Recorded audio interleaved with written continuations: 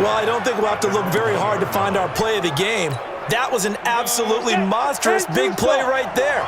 Backs to the wall, the offense has it in the red zone, driving for the winning score, and he says, not on my watch. And that is one happy bunch on the sidelines. And he's going to be taken down shy of the 5-yard line. Give him 3 on first down. It'll set up a 2nd and 7. Got to figure now, after getting that turnover, they're just going to be happy to keep the ball on the ground, right? This is where covering the football, taking care of the ball, all the ball security terms that have ever been used, they come into play for the guys on offense right now. Just take care of it, and they've got a good chance of ending up winning this game. That one, a first down.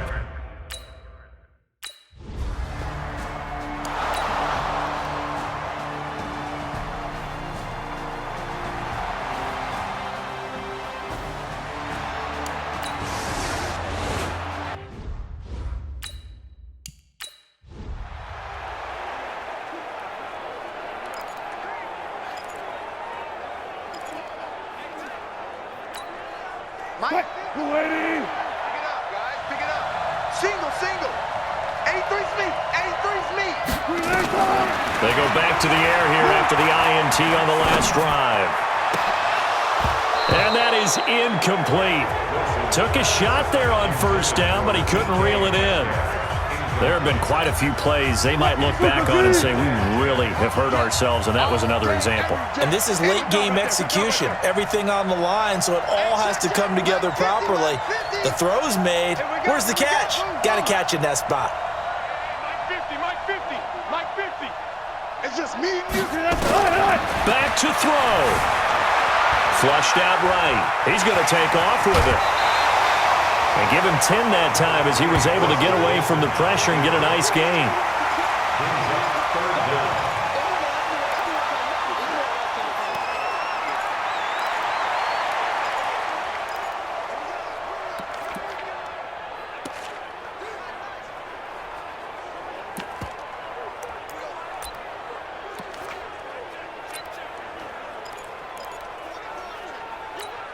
What?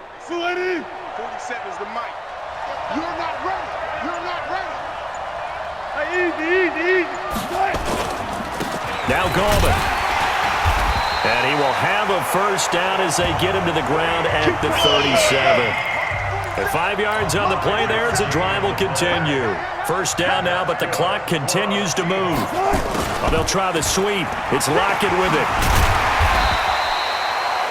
It's a 6-yard gain on the ground, and that'll make it 2nd and 4. Now the Seahawks going to use the first of their timeouts as they'll talk things over prior to this upcoming 2nd down play.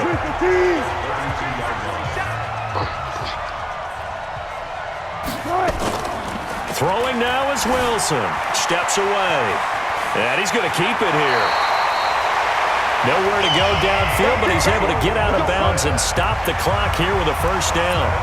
Late in the game, defense trying to avoid a big play. He's able to work out of the passing game, turn it into a run, pick up the first, and stop the clock as well. And you know in this situation, everything is sped up. The intensity, the thinking, everyone's movement.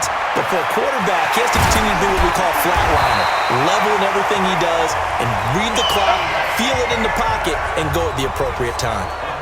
Now they'll have it 1st and goal following that gain of 17. Only way to get the lead here, of course, with a touchdown, and that's what they're gunning for on 1st and goal. Wilson to throw. Incomplete, but a penalty flag is down in the backfield. Let's get the call. That's on Kelechi Osemele, the guard. A terrible spot for a holding call as they'll try again, but now from further back on 1st and goal. Here's Wilson. Forced out to his left. Red zone and the safeties have less ground to cover. You'd better be quick with your delivery. Not much space to get a ball in there. Yeah, when that field shrinks with those safeties, it's almost like there's a couple extra defenders out there, right? It certainly is. They end up taking up extra space just because there's not enough space for receivers to run through. And now he's going to use his legs. It's a gain of 9 yards. And that's going to bring up an interesting 3rd and goal.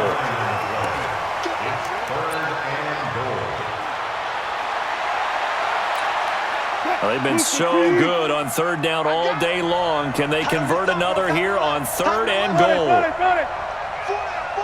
Check, check. Begin. He'll look to throw. To the goal line, but it's incomplete. They don't want it, brother. They don't want it. Keep playing. So on now comes the kicker. It's Jason Myers. This to potentially send us to overtime. And this one is right through. And they will tie this game here in the final seconds. So a money kick there in the final seconds. And now, barring any hijinks on the kickoff here, partner, I think you and I, we're going to settle in for a little overtime. And I wouldn't have it any other way. This has been a dogfight all through regulation.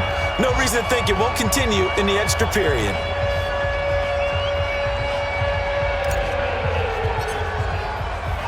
So here comes the kickoff now, all even here in this fourth quarter. This is taken just shy of the 10 here. And he'll take this across the 25, couple extra yards up to the 27-yard line.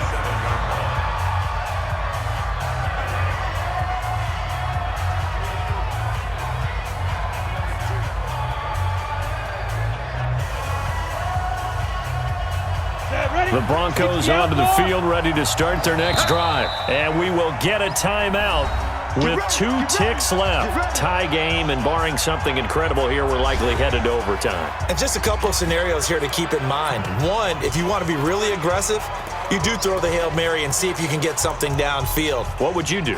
What I would do is either hand it off inside or more likely I take a knee and let the clock run out. Because if I'm back there trying to throw and a sack happens, the ball comes free, I can lose the game here. If I get to overtime, I can still win it. Let's see if they are in line with Charles Davis. Now one final throw incomplete.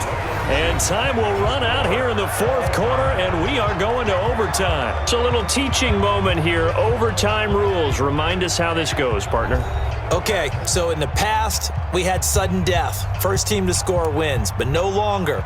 Now, if the team receives the ball, scores a touchdown, they win the game. If they kick a field goal, though, or don't score, the other team gets a possession. And after both teams get a possession, then we're into sudden death. First team to score wins the game.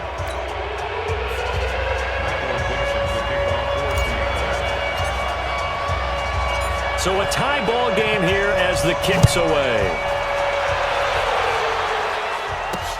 This will be fielded at the 6. And a nice return sets him up pretty good here at the 30-yard line. Let's go! Here's the Denver offense now as they get set to take over here. They're set for their first drive here in overtime, and this is where the crowd can really become a factor. They've had to battle it all day, but I know what you're saying. In overtime, that gets doubled, doesn't it? At least, because now the crowd really wants to be involved and help their team, and that first drive can dictate the whole thing because they know if this team takes it downfield and scores a touchdown, it's game over. It's been loud in here so far. Looking for a seam, but finding none. He'll get back to the line of scrimmage, and that's it. Officially no gain on the play, and it's second down.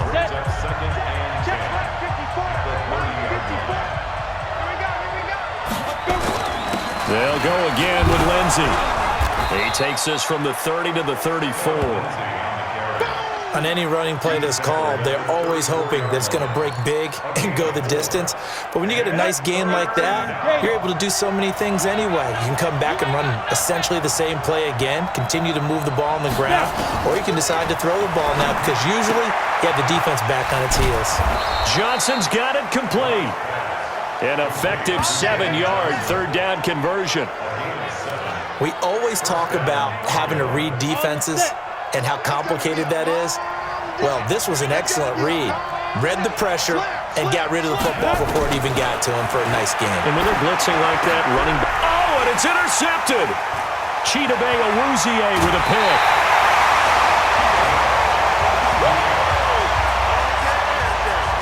A costly mistake here in OT. And you know what they say when you throw an interception like that in overtime? You don't usually get a chance to throw a second one. I mean, I'm not sure the analytics on it. Let's ask Marvin, our statistician, to ring that down for us. That's typically how coaches and teams feel about it. If you throw one, you likely cost yourself the game. You can't block me. You can't block me. Here's Gallman. And he'll lose yardage here. Back at the 41. It's a loss of a yard there, and it's second down. Well, that didn't appear to be a run blitz. He just darted in once he saw the run develop. That appeared to be a case of see ball, get ball. After the loss to start out, here's 2nd and 11. Now what can Wilson do here in the OT? Steps away to his left. He'll run it. He's going to go out of bounds, but he takes this one down just shy of the 20. The coverage may be too good that time as he breaks away for 19 with his legs and a first down. Man, defensively, that hurts. They got him out of his rhythm. They had him hemmed in, but somehow he was able to tuck it away and get away for a gain.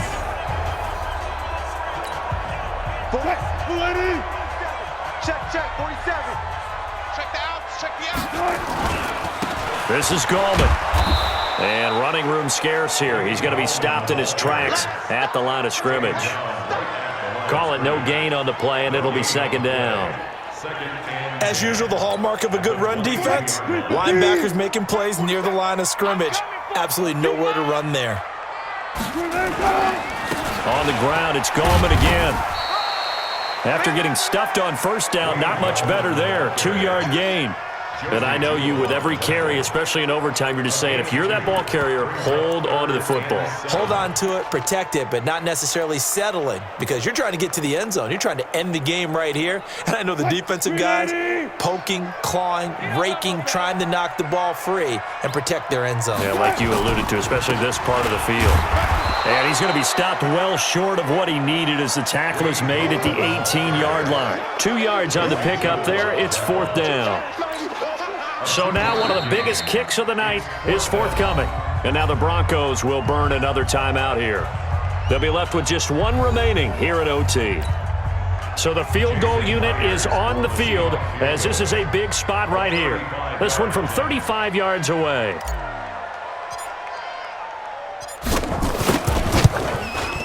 And he got it. The kick is good. In overtime, he's able to split the uprights. And that will break our tie and give him a 3-point lead. So the drive stalls out inside the 15-yard line, but they do get 3. And I've talked with enough players nowadays that when they have these types of kicks, that no one says to their guy, hey, that's just like making an extra point, piece of cake.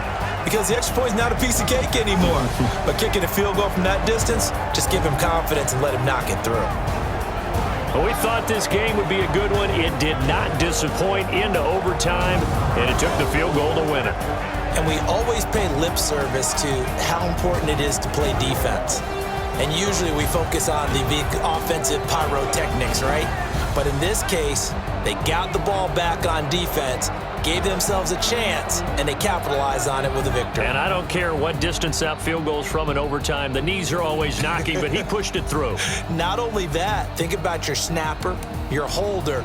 A lot of nerves for them, too, because they have to do their job in order to give him one last chance to put a foot to it.